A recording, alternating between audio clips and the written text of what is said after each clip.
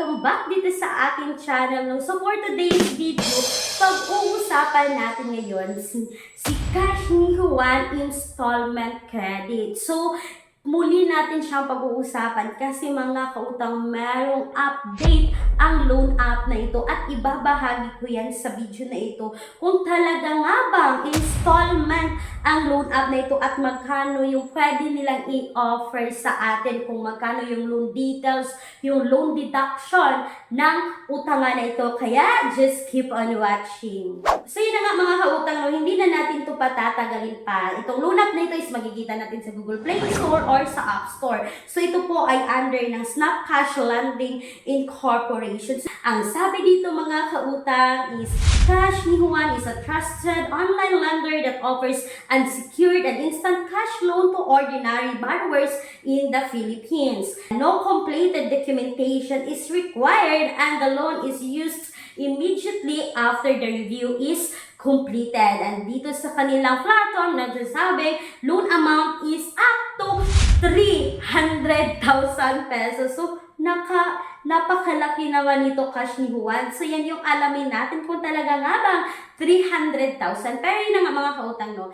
As usual, sa paulit-ulit kong sabi na talagang magsisimula muna tayo sa small amount. Hindi naman talaga agad na makukuha natin ganitong offer. So, yan talaga yung nasa mindset na natin no, pagdating sa mga utangan online. So, ito na nga. Nag-install at nag-download po ako ng kanilang app. Kailangan natin malagay dito ng ating active mobile number. And ito na nga mga kautang. Dito na tayo sa kanilang offer. Sabi dito, up to 50,000 pesos. So, nag-click talaga ako dyan ng apply. As usual, kailangan natin ilagay dito kung ano yung trabaho natin, yung residence address natin, yung information. At pagkatapos itong online loan app na ito is nanghihingi ng 5 contact person. So, as usual nga mga kautang, no, kailangan natin isa-isip kung sino-sino talaga yung ilalagay natin dito as yung contact person natin. Kasi itong contact person is matatawag na ito parang ginawa natin co-maker or parang ginawa natin guarantor, diba? So, make sure nakakilala or katrabaho or kapamilya lang natin yung ilalagay natin dito. At yung mga kautang, dito sa contact person, make sure na pinagsabihan mo sila na ginawa mo silang contact person dito kapag kayo ay nag-utang sa mga loan app. At ito na nga, kailangan natin mag-upload dito ng photo ng valid ID natin at meron po silang face recognition. Yung mga valid ID na pwede dito kay Cash ni Juan Installment is yung main, SSS, TIN, passport, driver's license, voter's ID, GSIS card, PhilSys ID. So, yung mga valid ID. At pagkatapos, meron silang other option dito na pwede mong i-upload yung inyong employment card or payslip, yung other work photo. Kung meron po kayong business, is you can upload din dito ng business permit or other business informations. Pero, ito po ay optional lamang. So, nasa sa inyo yan kung lagyan nyo or hindi. And ito na nga mga kautang, no? Pagkatapos kung mag-upload dito ng kanilang photo, pagkatapos kung mag-fill out dito mga kautang, is hindi mo rin makikita yung loan details kasi mag-under review pa sila. So, pagkatapos ng under review nila mga kautang, dyan mo pa makikita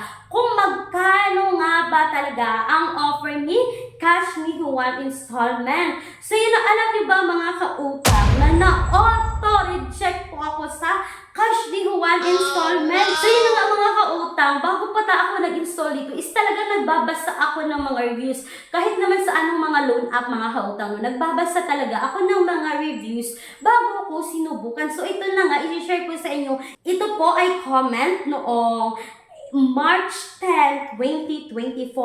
Ang sabi dito mga kautang, first time of using it, I avail 8,000 loan but only receive 4,000.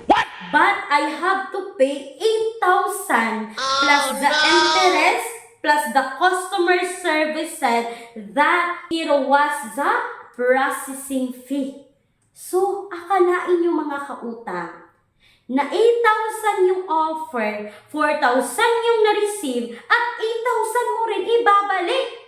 Nako naman naman, cash ni Juan. At ito pa mga kautang, no? Ito po ay noong March 5, 2024. 5-star yung binigay ni ma'am. Sabi niya, it was so fast, no hassle in the application, user-friendly app, very low interest rate, fast crediting, and 24/7 friendly customer service. Sabi niya dito, low interest rate. Pero ang sabi ng isa dito, 8,000, 4,000 ma-receive. Di ba mga kautang? Ito pa mga kautang, it was given on March 20, 2024. Sabi niya dito, it's a very friendly app, so as the staff very accommodating, and the app is very easy to access, very fast approval, so the disbursement period, it was very big help, especially to those who are out budget, very great app, and more legit. So yun mga kautang, no?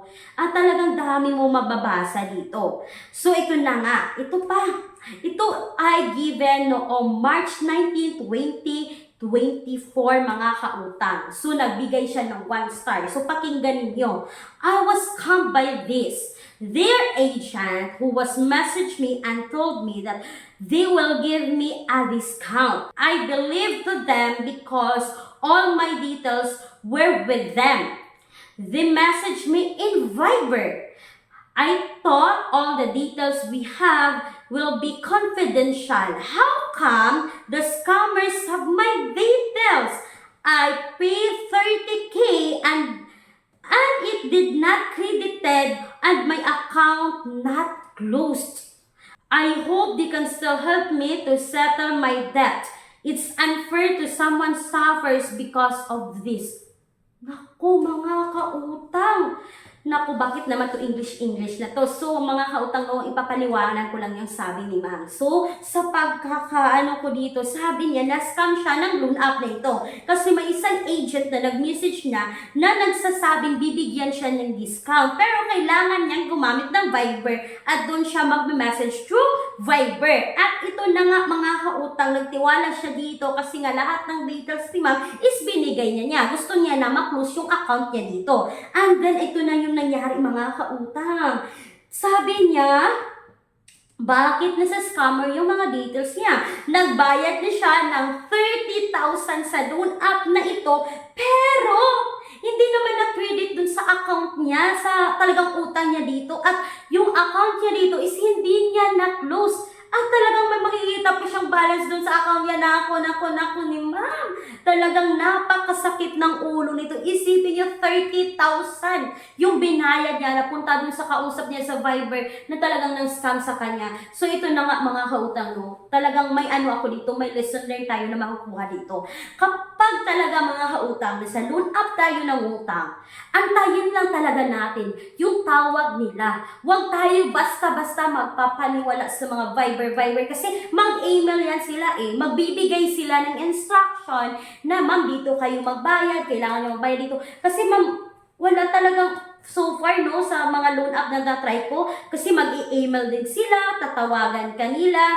May mga online loan app na talaga makulit pero may mga online loan app na mag-i-email sila. For example, kagaya lamang ng mga online loans Pilipinas na doon ka lang talaga mismo magbayad sa Dragon Loans via GCash, Dragon Loans, ganun lang talaga. Tapos meron silang reference number. So, wag talaga kayong agad-agad magpapaniwala sa mga agent kasi talagang may mga agent na ngayon ng mga loan app na talagang ginagamit nila yung pagka-agent talaga nila para mangloko. So, dyan nagkaka-worse yung mga loan app. Hindi pa siya masyadong worse. Sinasabayan na ng mga agent na nagloloko din. Ay, nako, yun lang talaga mga kautang. No, yun yung naging experience ni ma'am dito sa Cash ni Juan installment. Pero sa akin mga kautang, hindi nga kasi na auto-decline or na auto-reject ako sa loan app na ito.